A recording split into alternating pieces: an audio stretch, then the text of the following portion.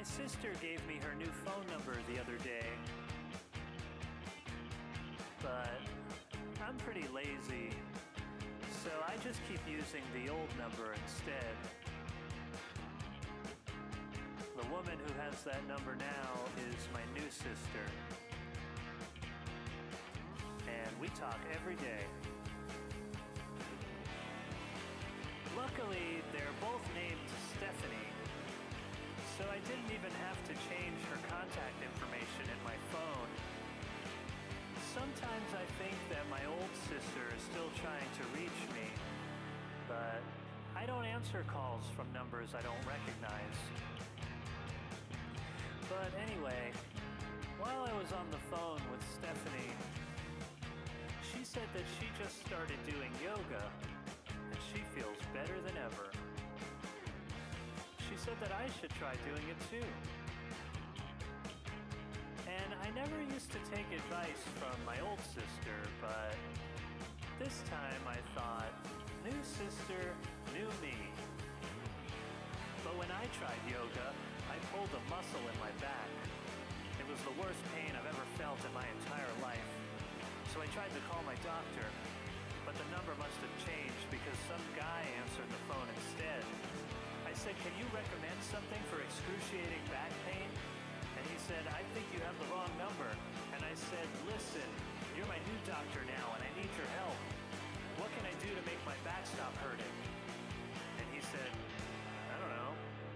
Have you tried doing yoga? I was so desperate for relief, so I tried it again. And this time, the pain went away instantly. It was incredible. So I called my new sister. I said, guess what? I did yoga. And she said, that's great. How do you feel? So I thought about it. And I said, actually, I feel about the same as before. What a waste of time.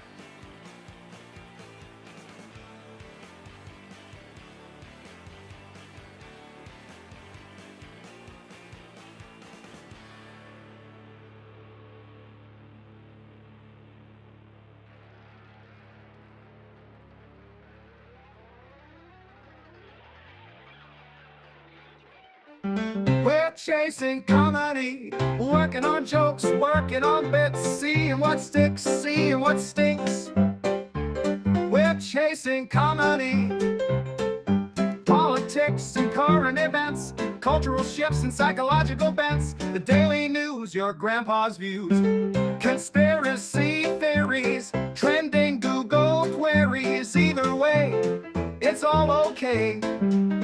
We're chasing comedy. So listen up and we'll lay it all out. Whether you're seeking wisdom or zoning out, have your fill, it's all just for the mill. With Brian and Dustin and we're chasing comedy. We're Brian and Dustin and we're chasing comedy. Oh, anything you say will be used against you in a later episode. Yeah. Hello. Look at Adam on top of it, Brian. Yep. He's defined. Amazing. I remember Amazing. Brian called me. He's like, "Where did you find this guy? He's great." That is amazing. That's exactly what I said. Where did you find? Where did this guy come from? You know, I've He's turned me on to AI stuff. It's not even good people. It's not. You know, or Brian, have you left your house? No, it's frightening what I've been doing with that stuff. I made a music video using all these bizarro world clips that is just off the charts. It's crazy. Let's get into that for a second. I feel like it's AI. Yeah. It's a weird thing because it's like, I mean, you can literally like, you know, like let's say you want to write like a comedy, you know, book or something, like how to do stand-up or something like that. You could literally write one of those in like 10 minutes with one of these things. Like it's crazy. You get this thing made. This thing, I actually did a research, and the record companies are suing these services because they basically learned from listening to they just put in every genre of music, the best of the best, and they spit it out, and it sounds, it sounds amazing. Oh yeah. A bit derivative, I guess you could say. It's like, Sure. There's not chord changes I haven't heard before. There's this sort, you know what I mean? But it's incredible what this thing does. 2 songs, you pump. I put some lyrics in, and it gave me two songs in 1 minute, in 30 seconds. Like 2 great songs, like 2 amazing songs. Yeah, no, it's scary how much should we use it or not use it? I feel like it's I was writing an outline, for a film I'm doing, and I was just like, okay, let me just put this in here. It was just like, first scene, second scene. Did you do it? Did you do it? Yeah, B plot, blah, blah, and I was like, what the? And so it's like, it's no, wait a minute. What exactly? Wait a minute. What did you exactly? Hold on. What did you exactly do? Like you gave it half your script. You gave it what, an outline, and it wrote the script for you. What did it do? No. Well, like I said, I wrote outline. I wrote it. It finished out the outline for my script. Like I was, so I just put in like what I had so far, which was just kind of a, just characters and, the synopsis and, kind of the plot basically, but just in a synopsis form. And then I just needed like a structured outline. Cause when you see the outline, then you can kind of like, turn it into the script a little easier once it's like kind of like, flushed out. And I feel bad about it. Like, I don't know how I feel. And I also feel it's like, and I have this other project that I'm writing with other people. And it's like, and so I don't think they know that I did the AI. And so I feel like I'm just this like, but it did the outline. I mean, but this is something else. This is another project where I'm working on. And it's like, it's just, it did do the outline. It's all my information and it's everything. Yeah. But it's like, hey, I was like, hey, I'll take care of the outline. And then I was just like, 30 seconds. Well, have you used Suno? Dustin, have you used? Yeah, I think that's what it was. One of those. Okay, because it was a free one. Yeah, because but the thing that's amazing is that if you let it write your song for you, the lyrics suck. Like, meaning that it's just horrible. Like it doesn't. It's not very creative. Yeah. I don't even know how it would even write lyrics about what it knows about. I still think it's wrong. Stand-up comedy. I still think it's wrong. I still think it's wrong. I wrote the lyrics. Yeah. Yes. I gave it these really complicated lyrics, and the thing just spit out. I have like 30 versions in different blues, Delta blues versions. It's ridiculous. It's, I mean, it's it's no different than a Casio, if you think about it, in the beginning, it used to be like, if you wanted a score to a film, you had to have a guy on the horns, you had to have a guy on the, the drums, and what now, one button, and it's Vangelis created a whole career off buttons and things. So it's like, it's a weird, since that this happened on Broadway, they had an orchestra. They had an entire orchestra, and now they have like tape, that's all those musicians out of work. Yeah. Now they have just tape. Like, I don't even know if any of them have an orchestra. I'm not even sure, but that's been replaced, and everything is getting done like that. And you go, all right, this is not good, but what do you do? Like, how do you really stop it? And the funny part is the record companies are suing these services, but not because they're so honorable, but because they want to do it. So they're taking their own catalog. This thing is learning off of their catalogs. So they want to do this so they can create music and fake bands that they don't have to pay anybody anything for. So then they create like somebody based on Springsteen or whoever, and that they then collect all the money, and they don't even have to bother with. And then they say there's a band, and I guess you could send out studio musicians on the road to tour as this group or something. But it's like not music. It's like that De Niro movie that they did, where they created like a pop singer, and she didn't exist. It was like I think it was De Niro movie or something. But it was what was that movie? What was that? Look it up, Adam. It was like a fake. It was like they made a fake musician, like a Britney Spears type, and she wasn't real, and she was huge, and it was her image, and they, it was computer stuff. It was really cool. The idea it's a scary, of it, and I get into arguments with people about stand up because they say, now they said that computers would never beat humans at chess. Now no human can beat, now no chess. The best chess players can't beat the computer. They've just completely obliterated that. And so they're saying, okay, what about comedy? Now, comedy is a little more complicated because I don't even know what the formulas.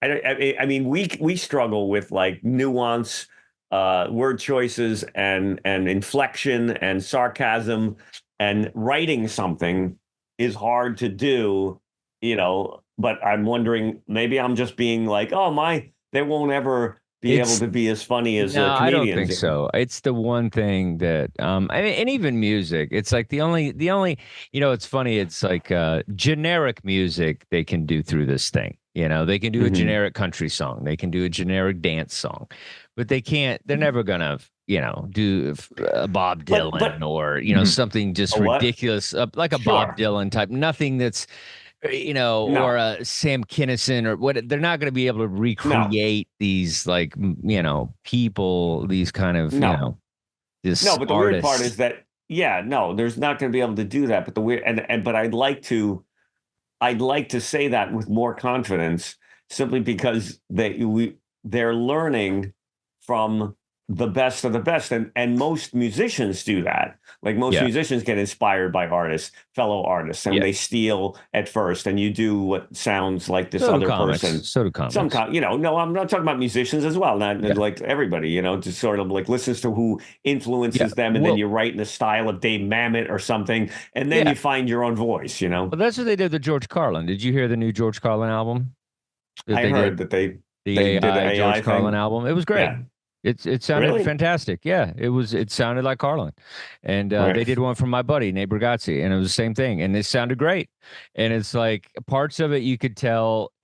I can tell when something's a computer. Even when I write out, even with the outline or whatever, I can tell. Like somebody sent me an outline for something, and I know that I could just tell that it was auto-generated or whatever through the AI. I could just tell. Like there is something that the computer does not have that is always kind of a human either mistake or kind of just a vulnerability of the writing or whatever. Like you see, it's just a difference. You can tell when something's cookie cutter. Well, at this point you can, but I got to say that when I wrote some of those songs, or it wrote some of those songs using my lyrics, if you hadn't told me that was AI, I don't think. I mean, I could play it for you, and you'd be like, "Holy shit!" Like. Okay, this is what we're gonna do next week, Adam. I want you to find like a real song, and then I want you to find an auto-generated or an AI song, and then see if we can tell what's the computer and what's like an actual person, and make sure it's not a famous person. Make sure it's not a famous person that we know off. Because if I'm like, oh, that's Luke Bryan or whatever, then obviously. And at this point, it's going to sound more computery than it will in the future. Like this is the first generation of AI. And if it sounds this good now, I'm frightened to know what it's going to be in the future because they'll make it sloppier. They'll make it with flaws like a real song would, they'll make it less polished, and so it's crazy. Anyway, I mean, maybe they'll ban it. I think that's probably what we should do. I mean, that's the whole premise of Terminator, but I feel like that's what we're going to have to do.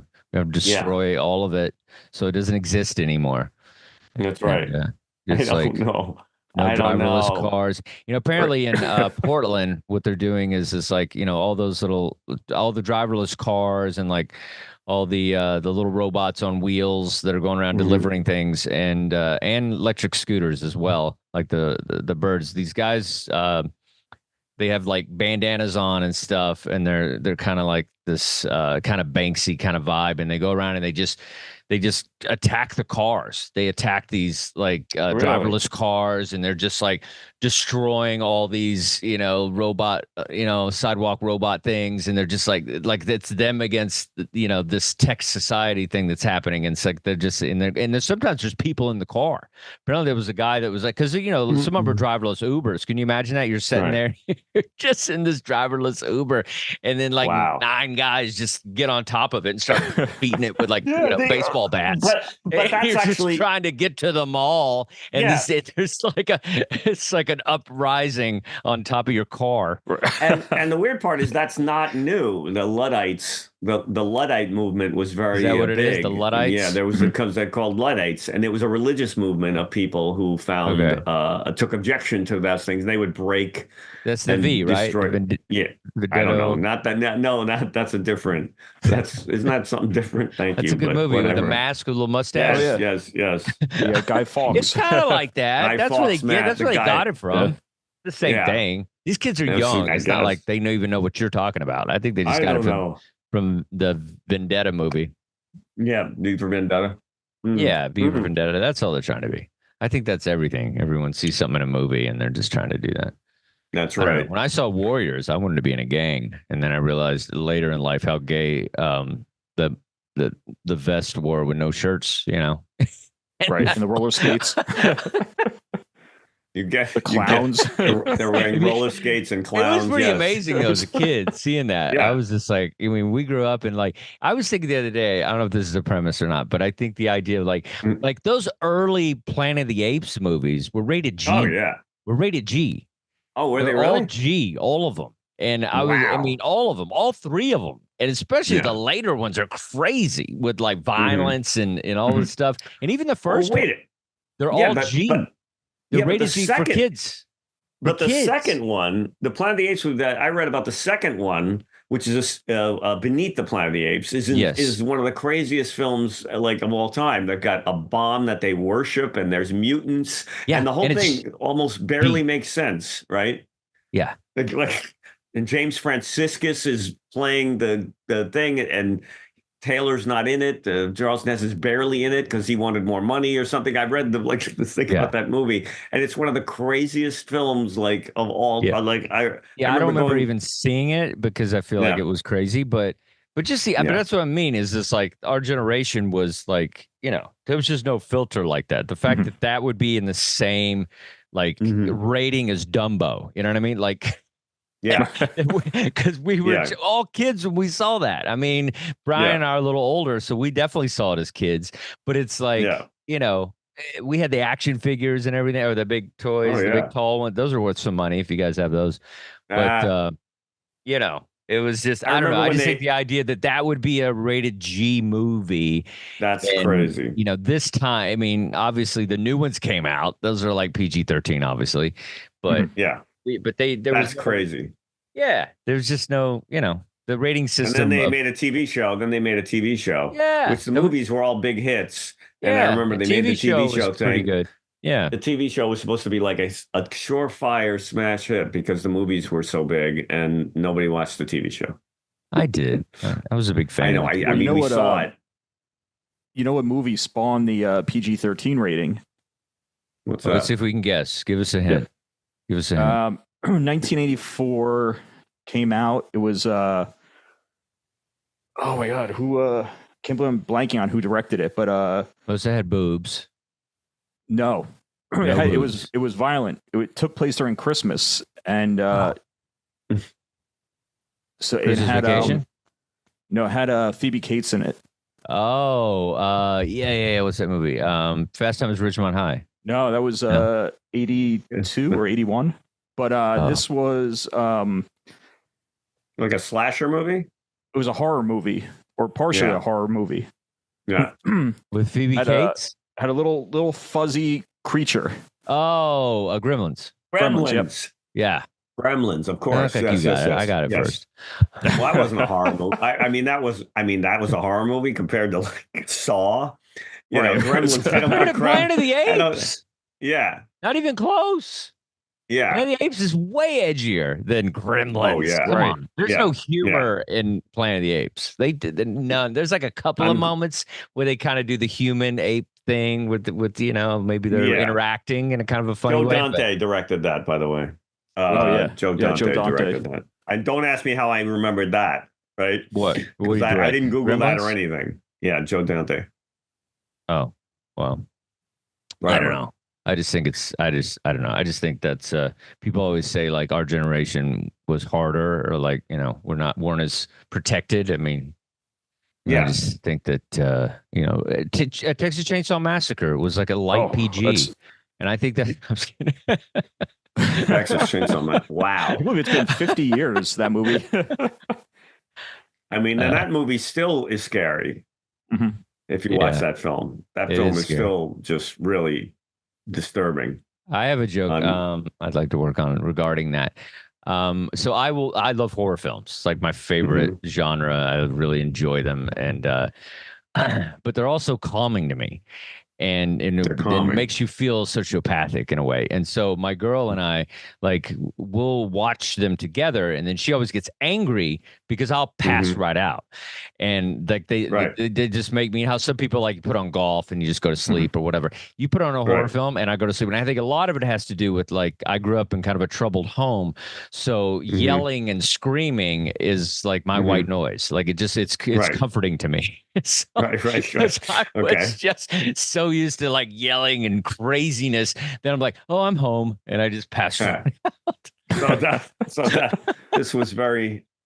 was your like elevator music. The soothing, the lilting tones of screaming. Music. That's funny. The lilting tones of screaming. So this is a bit you want to work on. This is what we're doing today. This is what the show is. Yeah.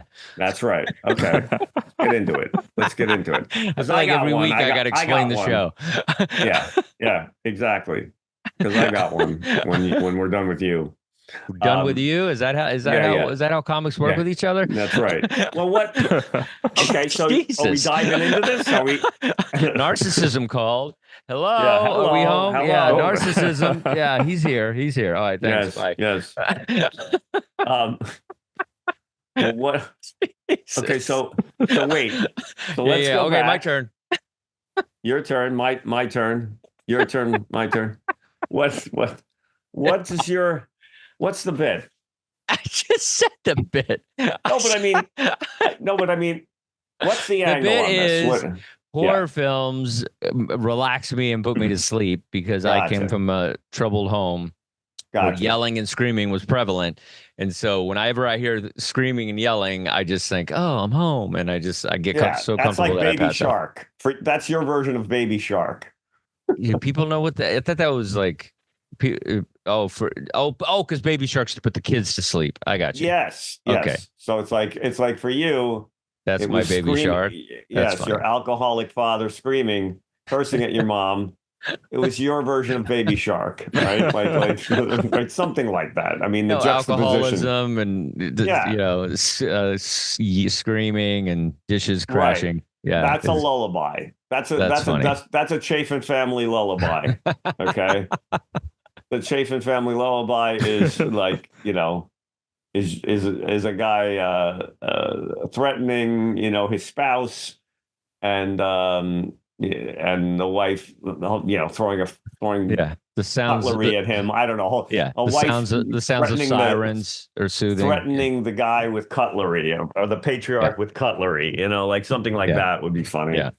I like the word lullaby. I think that's a great. Yeah, lullaby is funny. For this. Baby Shark is funny. Baby Shark's funny. Lullaby is always good. You now. Go.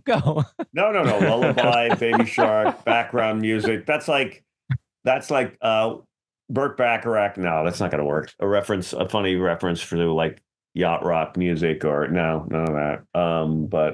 But that lullaby the white noise works. thing, maybe, or it's just like it's kind of like my white noise. Like what's the thing that the kids do? Dysfunctional family, white trash. Dysfunctional family lullaby. That's your next. It's like a dysfunctional family lullaby. Yeah, something like that, or violent. Right. Or what's it called? The DYFS or the Youth and Family Services, or who shows up at your house to take the kids away, you know? Oh, yeah. So whatever. I think that's good because it's more just about just the noise and the sounds and all that. That's perfect. It's the noise. Soothing. So you go to bed. You can't go to bed without screaming. Yeah, well, I purposely try to pick a fight with my girlfriend just so I can get some decent night's sleep. Some shut eye.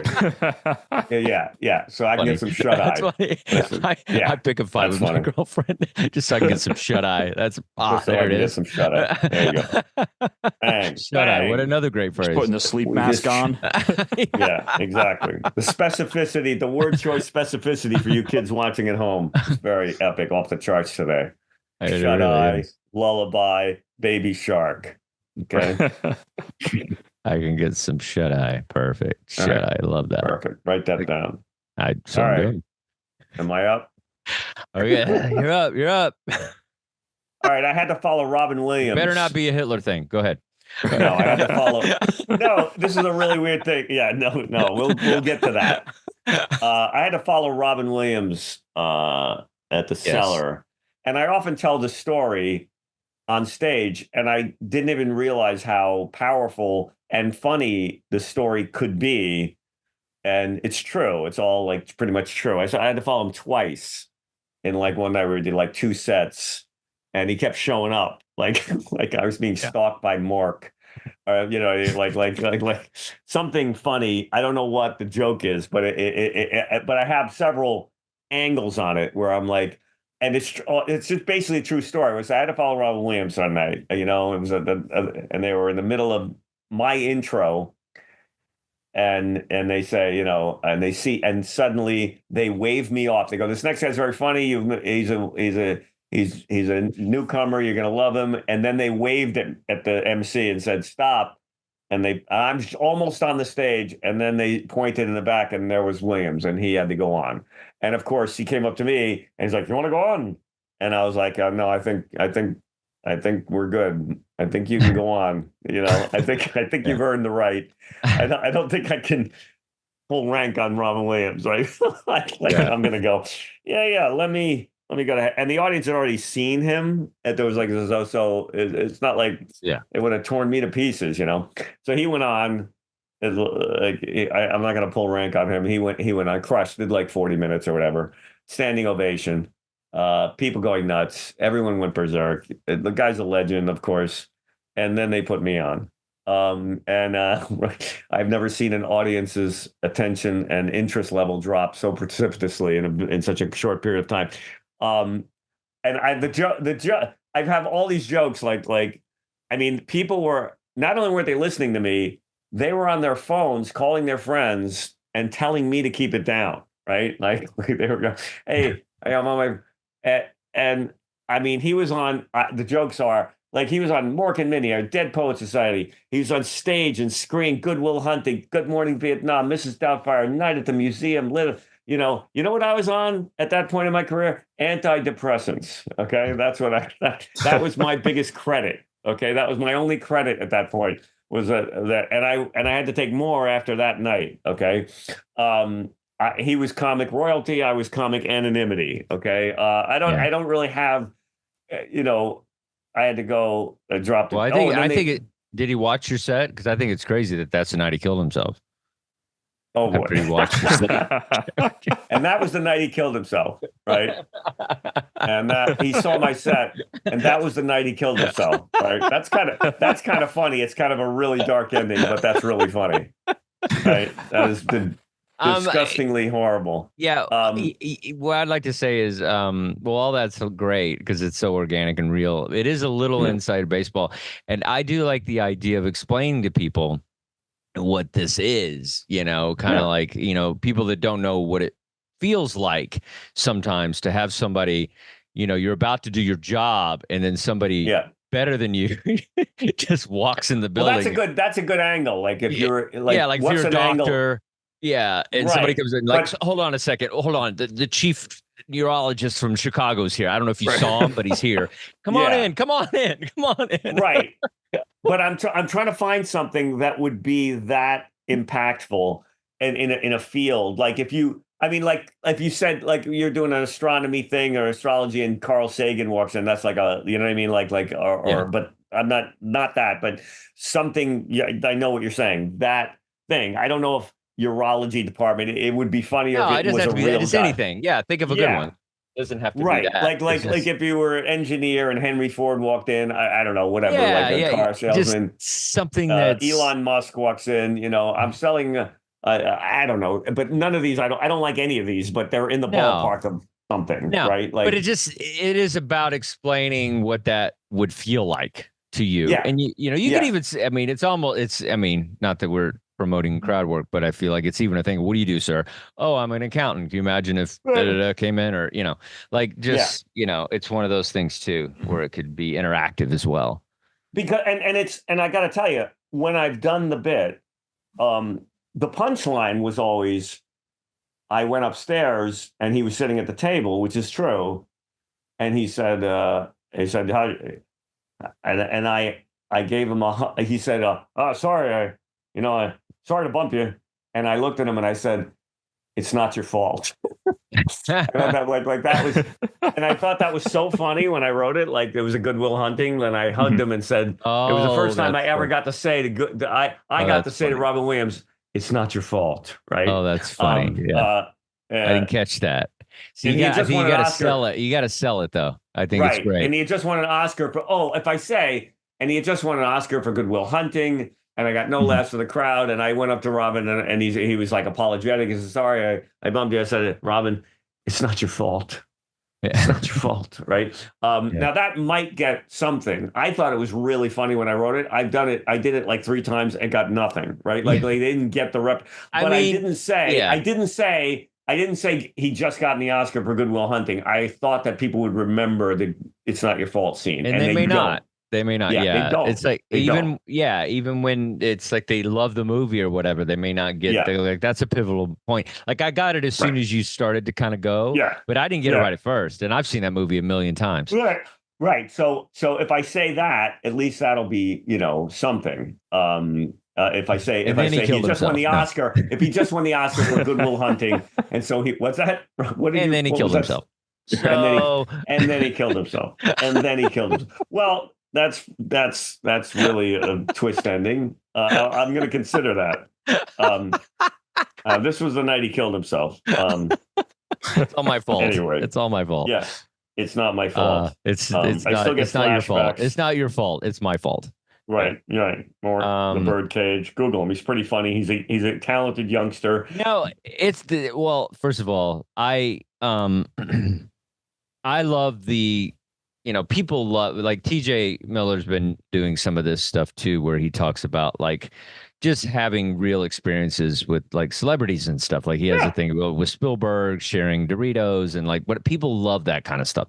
So I think I think it's like you coming in and almost like, not that you're not literally doing it, but like you're almost like you have this dynamic act that you do and it's punchy and it's pop, and then it's almost like a sit on the stool moment of like a real life thing that happened to you in the moment, kind of like unplugged Brian, and I think I love a couple of those would be great, and I think the Robin Williams would be a great one, and I think another one would be good too, just something about like because people are interested in it, they want to know what would you who have you worked with, what have you done, what's going on. So I love that for you as kind of like, especially in a long set or a special, like I love the idea of you just kind of like breaking out some of this stuff.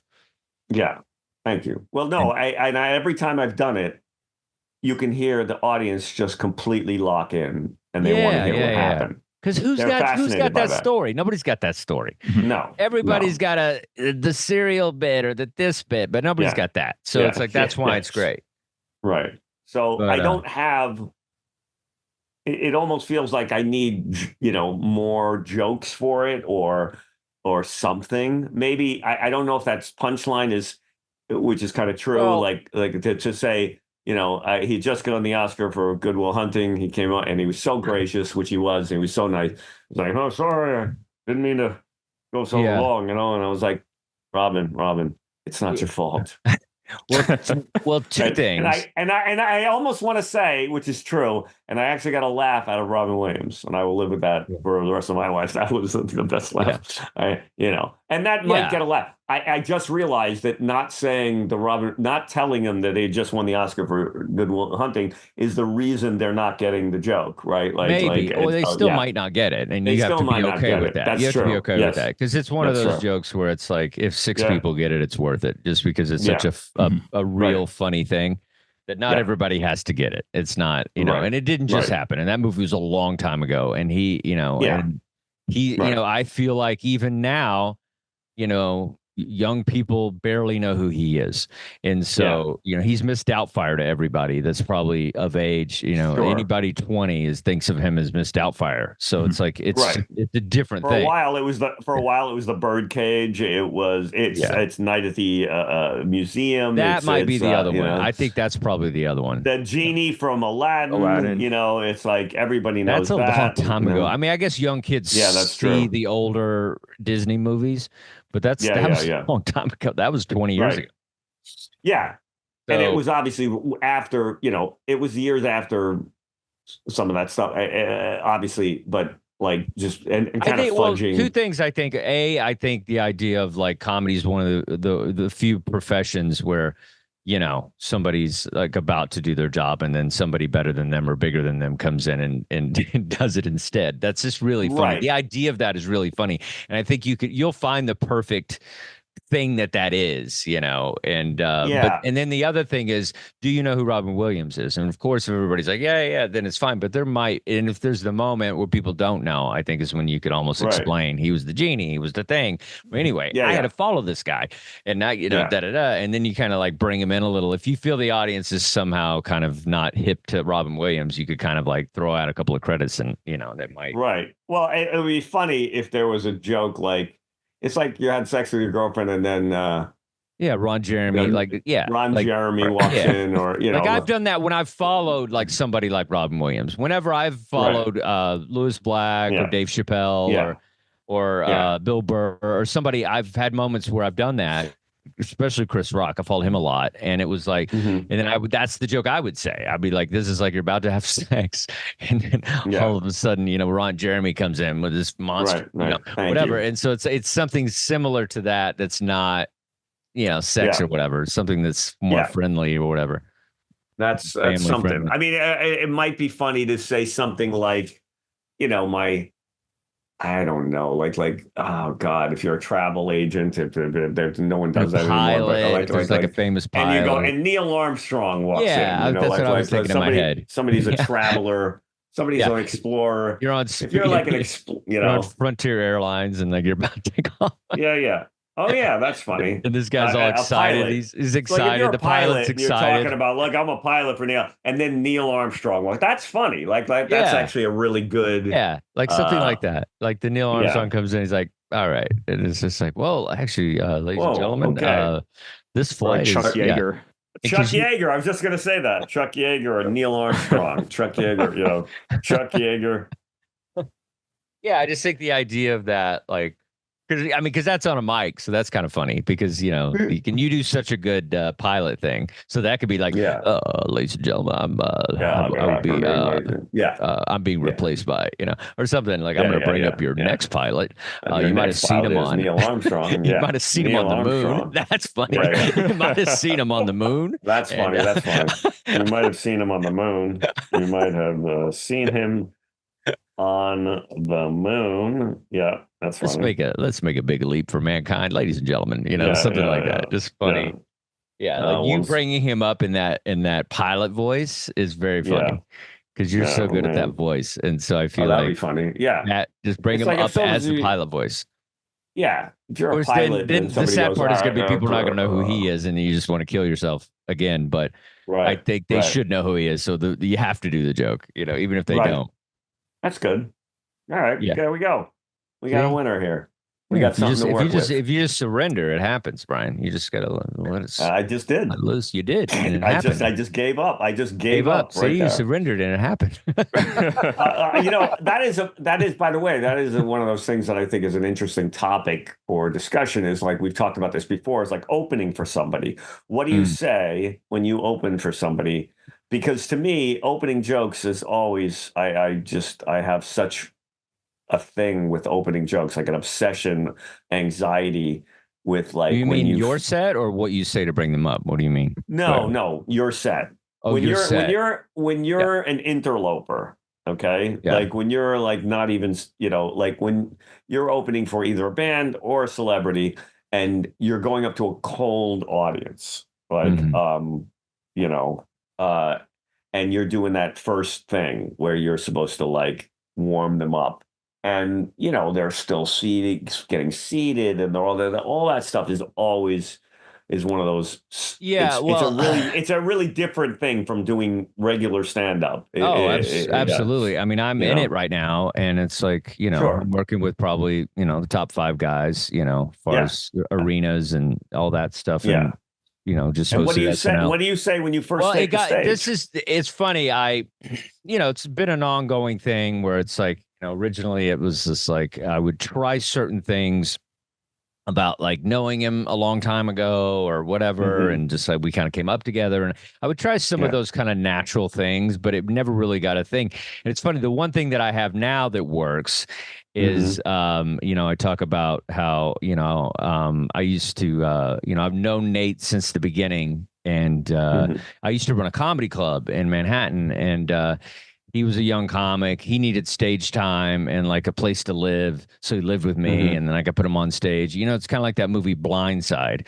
It's like I'm Nate Sandra Bullock, and then everybody goes crazy. That's really funny. But now here's a funny thing that I want to share with you, because I got a big one coming up next week, and I love that joke, and it does well. He loves it, and the whole thing is great. But then now there's like a documentary out about how the Blindside people like didn't quite happen that way. I think it'd be really funny. That's funny. To somehow really address funny. That and be like, I hope he doesn't sue me. I don't think that's famous yet. No, okay, so I can still do it, right? It doesn't matter. Yeah, you get in your head. You're still good. Yeah. And also it would almost gives it an added sheen of humor to just say, you could even integrate if any of those aspects, because the Blind Side is already in the human consciousness of the culture. Yeah. Like they can't knock it out with some scandal. Like it's not going to, it's already grooved in. People are going to remember the thing. The reference is going to be funny. And all you have to do, even if it did happen, you just have to throw in a little tag about that. And this is like the real, and now I know that they're going to do a documentary about me. That this story is bullshit or whatever. That's you know what I mean? Like they're going to do an investigation, and that story, and the story is actually more authentic. And my story with him is more authentic than the actual Blindside story. You know what I mean? Like if you can fudge it that way and just go. If anything happens like that, where. Like if they all or something, they all like groan or something. Yeah. Well, I don't think they're going to. You're good for a while, and something like that is. In our culture is going to take a long time to change people's perceptions of that film. You're getting you're going to get your laugh on it. It's like The Blind Side. They're not going to go, wait a second, The Blind Side was a scam. I heard, like they're not, you know what I mean? Wait, he knew how to play football. He knew how to. That'd be like, be like Nate, Nate would be like, I knew how to do comedy. Like you're like, what? Right. He didn't help me. I knew what I was doing. I mean, right? Yeah. And it's like I taught him how to talk slow and like be Southern. And right, are you saying that Nate Bargatze is not a white man? Right? Like, wait a second, what kind of outrage? He was dirty. Well, I thought about that. I'd be like, I had to teach him how to be clean. He was like a Def Jam comic, and then we got him on the right track. That might be kind of funny. See, that is such a good joke to me. Yeah, that's like because it integrates him. It puts you with him as a friend and a supporter, and introduces your sense of humor with him and your relationship with him in a great way. So there you go. That's like a perfect intro thing. Yeah, and I worked hard to get to that, and it was just like, and it was funny because it's like, I had, these arena shows are, it sometimes they're there obviously to see him, but they're either, they're good for everybody, or they're a lot of work, and or they're walking and seating and all that stuff. And is it just you? No, it's a couple of us, and so it's usually it's evolved. It used to be sometimes it was just me, and then sometimes it was two of us, and then now it's sometimes it's three of us. There'll be an MC, and then like two, and then him. Usually, that's usually how it is, because he wants it to feel like a New York comedy show, where it's like an MC. And do you go up first? You don't go up first. He usually puts me in the middle. I'm usually like the sweet spot, but because I was nicest to him. That's why I tell people, be nice to the young comics. You never know. Yeah. They remember. But like that, they remember. Yeah. but that dynamic of opening for someone. Yeah. I always wanted to know what. I think maybe we talked. Did we talk about this? I mean, having a personal relationship helps, but it took me a long time to get there. Like I tried we lived together, and like he was in the living room, and he had a shower curtain. Like I tried to paint the picture of how poor we were and all the crazy stuff, and that never worked. And it's like, but this having this joke that I'm doing, like I did it, like he had his Netflix special, the taping, like it was like the biggest show I've ever had to be a part of, and whatever. And it was like, and that's the joke that I opened with, and it was the first time I kind of opened with it, and it really set the tone, and it allowed them to kind of embrace me because they love him so much. And then they they saw our connection through that joke, and so then they loved my whole set. And I mean, no, it's great. It was like one of those things. But I think you try to have something like that, with people that you open for. Because usually if you're opening for somebody, they know you. It's not like you get a call. Sometimes you do. You might get a call where you open for somebody big that you don't know them very well. But I think, it's like this. The opening joke thing is, to me, one of the more vexatious things in comedy. It's vexatious terrible. Being vexing. It's terrible. It really is. It's It feels artificial, manufactured, and bizarre world. Now, currently, I don't. This isn't when I open for people, but I have this thing about where I go on stage and say, I love this joke about where I say, I'm sorry I was a little late getting. I was almost enough naked. I was doing a hospital visit, and this little kid saw me in one of the rooms, and he recognized me. He goes, "Hey, aren't you Brian Scott McFadden?" I love this. Yeah, kid. And he said, "Wow, you're one of my most favorite comedians in the whole world. Could you stay with me a while?" I said, "I'd love to, kid, but I got a little show at the Broadway Comedy Club I got to get to, and those people need me too." Right? And he said, "Well, could you have a good show for me? Because if you did, I think maybe I could get better." I said, "Well, I'll do my best, kid. I just hope we get a good, enthusiastic crowd at the Broadway Comedy Club, because sometimes crowds are quiet and they don't give me the enthusiasm I need to have a good show. And that's why I often take a moment to remind audiences that sometimes when they do that, children die." Okay. Okay. Now that's wonderful. You do have some really good openers. I've seen it. There's a few of them that are great, and that's a good one. That's a really good one. Thank you. And then the other one about how the audience gets to be the kings, and that's a great. So you have good openers. It's just depending on if you're the crowd is like, you've adapted that opener for the crowd. But I think you have I think you have some of the most worked out openers. Like those two particular jokes. One being, explain that a little bit about the judging of the crowd, where it's like, oh, well, that's not technically an opener, but I mean, it can be fashioned into one where it's like a thing. I always love that whole idea where, like, you come to a comedy club, you don't even have to laugh. Look at your job. This is the best thing in the world. You have the easy gig tonight. You just get to, you have to sit, drink, and judge. All right. We're up here fighting to the death like gladiators for your approval. You get to sit there like emperors, like royalty. Not funny. Not funny. Bring me another comedian. Take this one away. Take this one away. Take him in the back and flog him until he's funny. And bring me another pint of ale and a young Asian boy. Right? I used to do that. Right? Yeah. Have him shaved and brought to my table. Shave him. I've seen you open with that a few times, and it's amazing because it makes because the audience gets it. But that's a joke, which is such a good joke because first of all, I mean, it's so structured and perfect, and it's it's just written well and funny and different. But beyond that, it's teaching them that hey, let's not be judgy, let's be fun, let's not be. That's true. And it's giving them a lot of that through a very articulate kind of painterly joke, and so it's very it's funny that you get all that in there when you just have this other thing that you're doing. But I think that works a lot. I think that's but you can't do it for every crowd because you don't want to open with something like that if the crowd is hot, because I feel like that's more when they suck. Yes. Yes. Even I love the reason I like the little kid joke and that bit is because it gets me to do a character. It gets me to do a voice and a bit and a thing. So I get to do a story. It builds some tension. It builds some tension. So there's a lot of moving parts in that. So I like. You're showing your skill set 10 seconds in. Yeah. So that's good. Yeah. You're showing everything you got. Yeah. And that you don't even have to laugh. You get to sit, drink, and judge. Watch us fight up here. Sit, drink, and judge. I like the 3-beat of that, right? You get to sit, drink, and judge. It's fantastic. But that's interesting because I was dealing with that this weekend. I was doing the festival of Vegas and this whole thing, and I was just like, and I had a show where I was going to do different material. But I felt like I still wanted to do the same opening, but I wanted to have 2 different sets.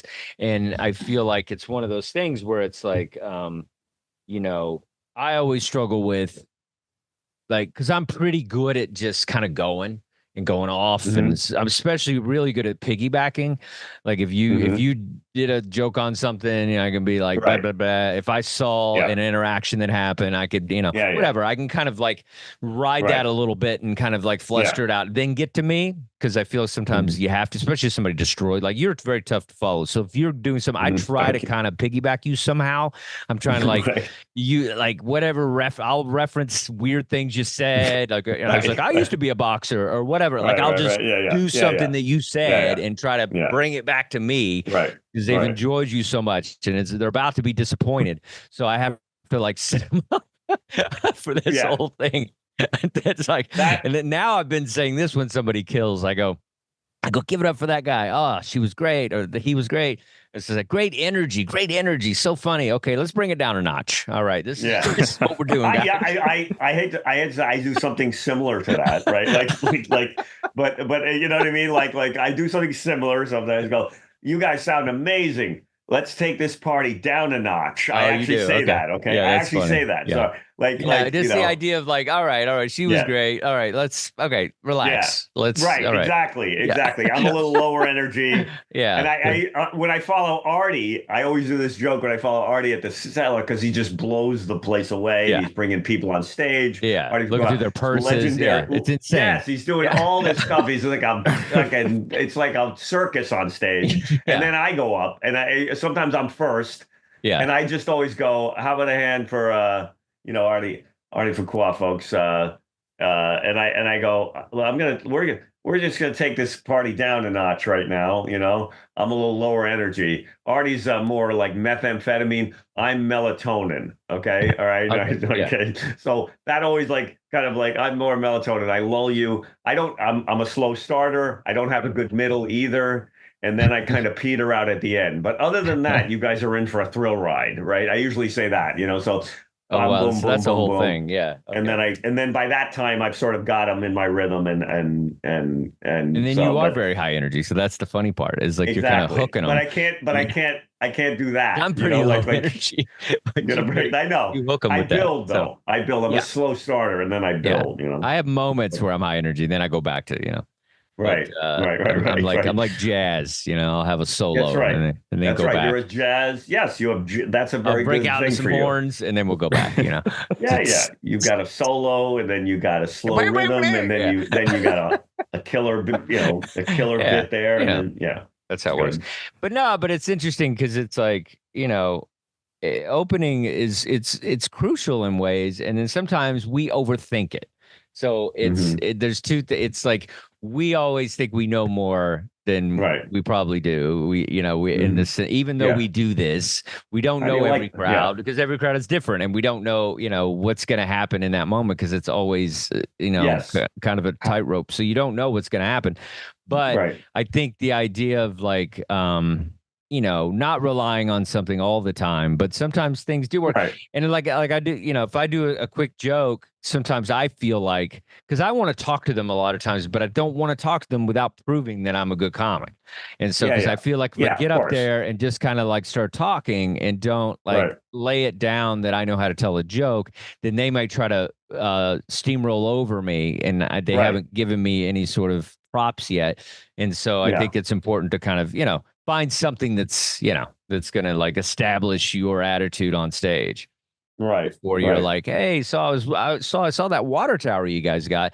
But then sometimes I don't do all those joke things up top. And I do that where I'm like, what's up with the water tower? There's a buffalo with a hat on this tower. What is that?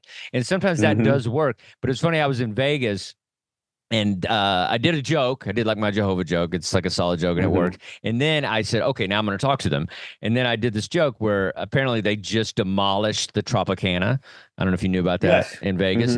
And I said, yeah, they put all these explosves, and they just like, just had drones, and they blew it to pieces. And I go, man, that's a lot of work for the Oakland A's. Like if it was that's funny.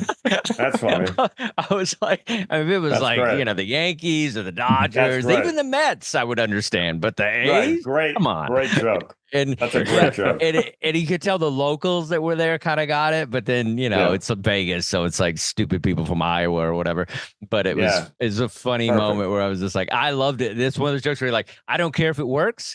To me, it's really funny, and I'm gonna do it. And so I'm okay with a little bit of silence on something that I think is really funny and local. Now, with that joke, would that joke work outside of Vegas? Maybe. Maybe. Well, I think crushes in Vegas. It'll crush in Vegas. Yeah. Well, yeah. And what I think it might work with the idea of teams leaving the state that, the teams like, what's it called when they transfer? There's a name for it. When relocate, I guess. Is that the word? Is it? I don't know. But like when they leave, when they go to like other states and and stuff. So if you did a joke on maybe what that is, it might work. And you could just be like, the Titans used to be the Oilers, and then this used to be that. Colts, Baltimore Colts, Indianapolis Colts. Baltimore. Yeah. Like if you did like a little thing on it, or just it's just a weird thing, because then it's just like, it's almost just like your team just leaves you, and you're just sitting there like a little kid watching your dad walk away, and you're sitting there in a little jersey, and you're just like with your little team hat. That's funny. That's a bit. There's a bit right there, right? It's like when your dad leaves you, you got your Cub Scout hat on, your hat, Chicago Cubs hat on, cap. That's pretty funny. Yeah, there's definitely a bit there. Okay, all right. Well, a moving van shows up. It's like your parents' divorce. That's you it. Got your toy. Hey, we got your toy box here. You got your Legos over there, and and they got their because they're taking the equipment for the football franchise, and that's like your box of toy. They're carrying face masks and the cleats and all that stuff, and you got Legos and.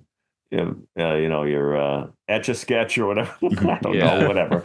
Something funny. Just the idea of this, like this, just being left, and then it's like, and then people get mad too. I remember when LeBron left. I mean, they were just like burning his picture and stuff, and so it's just like. So players is different. That's just a player. That was just a player.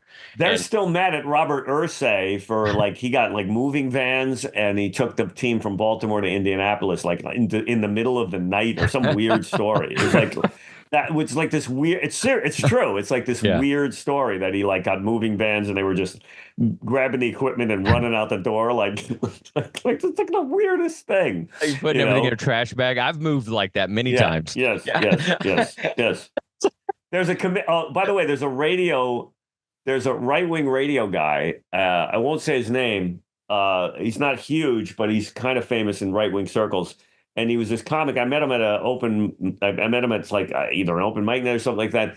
And he called me. I barely knew the guy, and he called me and he said, "Hey, can you come over? My girlfriend's throwing me out of the apartment." And I went to the apartment. It was right out of a movie. She was throwing her stuff out the window, like out on the lawn. And he didn't know anyone else in the town. So like I barely knew the guy. And then I see this guy. He's this arch right wing guy you'll see him on Fox News once in a while. And I'll just start laughing. I go, dude, I went to socialism. You called me to come to get you when you were like destitute, and like that your girlfriend was throwing you out of the apartment because she said you were a jerk, total jerk, whatever. I don't. It's like, no story, no joke there. It's just a real story, you know. No twist ending or anything. I can't. I don't have anything there. That's not a bit. Okay. No, it could be. It could be. Yeah. I'm just piggybacking. Speaking of piggybacking off of weird stories of moving and grabbing stuff. But here's something. Can I interject one thing? I have a bit about weird laughs, and I don't like. There's only one good joke in it. The rest of it is kind of, pretty hacky. I love, if you have a weird laugh, let it out. I do this on the road. I don't usually do it. And it's kind of lame. It's like, it's kind of hacky. It's just like, if you have a weird laugh, let it out. I was doing a show the other night. A woman's in the back like, ah, and I was checking my shirt for gunshot wounds. I had no idea what was going on. Right. Like, am I killing or dying? Right. Like that's lame. But there's one good, and then I wanted to do like all the laughs that you hear.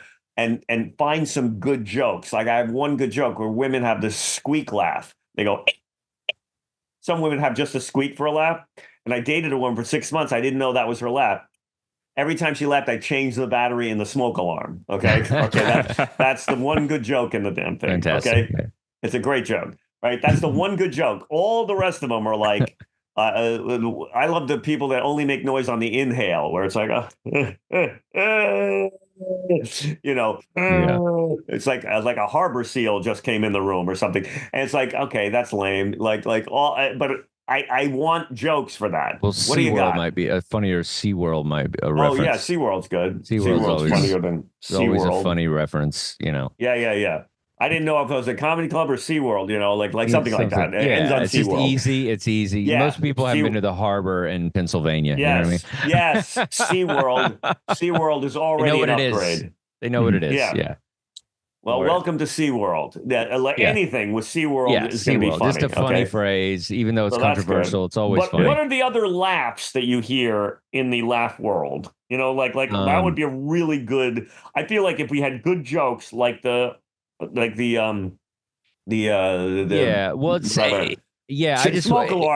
alarm joke is killer. The SeaWorld, now that's actually like a pretty good joke. Like that'll be a pretty good joke. It just I have heard there's a comic I know that does something similar. So you want to make sure that yours is different. Absolutely. So but it would have to be good. You'd have to start with what the laughs are, and then backwards engineer. What's the laugh, and then what's the joke? Because the SeaWorld is an easy, good, solid laugh.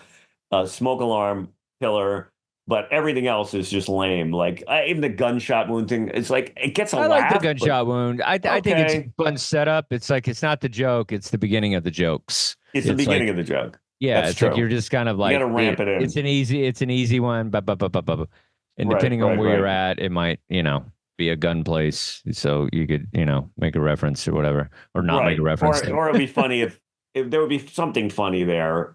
I feel like there's a bit. But like if you're in Texas, you'd be like, I am in Texas, Right. I was in Texas, Yeah, if you were in Texas and you did that gun reference, you'd have to be like, man, I'm in Texas. Gunshot wounds. You never know. I was checking my shirt for gunshot wounds. I don't know why that even gets a laugh, because it's just maybe it's the wording. But it is Texas. So anywhere that might be a gun place. But I mean, it's TJ. He does a bit. He does a thing on the snorting. So you don't want to do that one, but you could do something else like like the Eddie Murphy laugh or something. Just somebody that just has just something like it. It's like it's just the Eddie. Okay, call it the Eddie Murphy. Yeah. Call it. Then some people have the Eddie Murphy. You know? That's all. That's like, just the Eddie Murphy, and then you do a perfect Eddie Murphy laugh. So that's kind of the joke is your showcase of your Eddie Murphy that laugh. would be great. Yeah, that's all it is. It's not about it being a perfect joke. It's about that. Yeah, that's good. Okay, so that's good. 4. That's something. You don't need that many. Maybe one more where it's like think of like, and then there's I think I'll end on the smoke alarm thing because so definitely end on the smoke alarm. And then there's like people that like Asian people always make they have such a funny or they cover their mouth. It's always funny. The spit isn't there something like spit? There's some people. There's what's that? That would be if I could get a joke for that. That would be something, right? Like what is it? I never see. No. People I'm do not as good as you, so I don't get the spit thing. It's not a spit take technically, but you talk to friends and they go. I barely get a regular laugh. I don't get a spit dry. laugh. It's like it's a spit take without the spit. It's a dry take. It's a dry take. It's that would be funny. Do it. I've never heard that. I don't know what you're doing. Never heard that? Adam, have you ever seen somebody do that? No. Adam goes to a lot of comedy shows. All right, Chewbacca? Chewbacca. What is the that? Chewbacca? You could say he's the Chewbacca. You might be going too far with it. I don't think that's a thing. I don't think that's. I think you just saw one guy do that, and you think people do that. I don't think. I don't think that's a regular thing. Okay. All right, I'll take your word for it. You've never seen the somebody spit up is kind of funny. The spit up, like you're spitting up, like you're so like because you. I do a great spit take. If I could do a spit take on stage. Best. Well, you could do that on stage, just back at the wall. On stage. You could do it at the wall. That's true.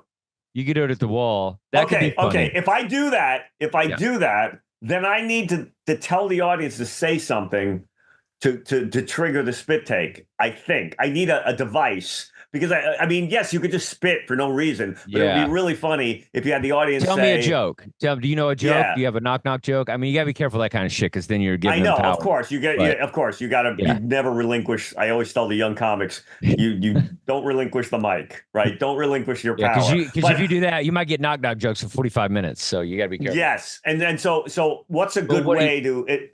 Okay, it doesn't have to be the audience. Then how would I initiate the spit take on stage? That's a great idea to do a spit take on stage, but it has to be justified within the context of like, what would you say to justify me doing a spit? Like, I'm like, oh, I love the spit. I love some people are drinking. A guy was sitting there like, and this guy just, I guess you could just describe it and say, this guy didn't just do a spit take. He did, it looked like, I don't know, it was the fountains at the what's that Vegas? You could say give me yeah. I mean, I think it needs crowd interaction. You just have to kind of tame it. But like, sir, give me a super soaker. That's a good reference. And it's hold on, mm-hmm. This guy was like a super soaker. That's gonna get. What are you gonna say to make you spit? I don't know. That's a good. I need something, right? You can tell the audience say a funny word. What's a funny word to you? And then he says, platypus. I don't know. Platypus nuts. And you go, platypus. Just say, on the count of 3, say platypus nuts. Okay. 1, 2, 3. Okay. Yeah. I mean, it's kind of corny. It's kind of, but that's part of the whole thing is kind of meant to be light. It's not, No. I mean, kind of ease them into the show. I think I'm. Platypus nuts is almost good, like it's kind of something good. Like that. Something like that. But I almost feel like on the count of 3, just say platypus nuts, okay? Yeah. And this is what platypus. Okay, it's probably gonna get a laugh. I think that's anyway. all you need. Something. I mean, you'll find a better one, but I think. I mean, nuts is always funny, but platypus nuts is like. I don't even know what the formula to that is. Like, how would I explain why the that's word funny? Platypus, always funny, and nuts, always a punchline. So it's kind of easy. And I think you'll eventually get a better one. But right now, if you had to do it tomorrow, you could do that. Or it was one of those, banger, I really knew her. One of those like, banger, one of those, I don't know what those are, but there's something like that. Banger, I hardly knew her. It's like Banger, I hardly knew her. Just say, and that's when that's. Adam, do you have one? What's something about your mom? What's a joke? A mom joke where it said, "Well, I just got off your mom." You're on the spot, Adam. If you're gonna be in the If you have your camera on, you're gonna have to participate. So what do you got? Yeah. What do you got, Adam? You can look them up. You feel free to Google, but you gotta you gotta give Brian a funny, quick. It's gotta be quick. I was gonna send over a quick image of platypus nuts. That's what I was looking at. I don't know if you want to Google that. I think that's something. I don't know if I want to see that. You could look. You're who you are. You're Brian Scott McFadden. You're the constant pro. So you could say, do you have a dad joke? Does anybody have a dad joke? A quick dad joke. You could take because they're not going to run you over because you're such a presence up there. You could do that though. You could be, do you have a dad joke? But then it's like, hopefully it's a short, but you got to be like, and then when you tell the guy, it's got to be short. I don't want to risk it. It's too much. Yeah, it's too much. You want somebody to just say, and then I banged your mom. Like, and that's right. You know what I mean? Like, and then I banged your mom. Like, so you want him to say something like, and then I did your mom, know. Then we're getting into prop territory. But it'd be funny if you just handed somebody a piece of paper. Oh, say this. Okay. Yeah. Say this. And then I banged your mom. And that's when I did your mom. Or what? I need it shorter. I almost want. What's the fucking? Isn't there like a joke where it's like, banged her? I hardly knew her. Like that. That's what I want. That structure, that shortness, that brevity, where it's like. Banged her, and then I banged your mom. Get off. Let's get off that. I just got off your mom last night, or that's what your mom said, or that's what she said. Like that. Those they used to say those things. That's what your mom said, and then anyway, whatever. All right, I think we're running out of gas on this one. All right, I sense the silence. I sense the deathly awkward silence of a bit running out of steam. I just need another nap. I drove all night. Yeah. All right, but this is good. We got good stuff. You got a bunch of stuff. We're gonna like brush the comedy world, everybody. Yeah. So we'll be launching soon. Very excited, right, Adam? We're gonna be on all the platforms, and we're gonna be we're chasing comedy. You're chasing us. That's what it's gonna be. Right. All right. Chasing comedy, working on jokes, working on bits, seeing what sticks, seeing what stinks. We're chasing comedy, looking for laughs, having a gas. Nothing's off limits, nothing's too crass. See how many Hitler jokes we make. We're chasing comedy, we're two pros. Not in the sense that we whore ourselves out for money, but that we're working comedians, putting out another podcast in this vast sea of podcasts.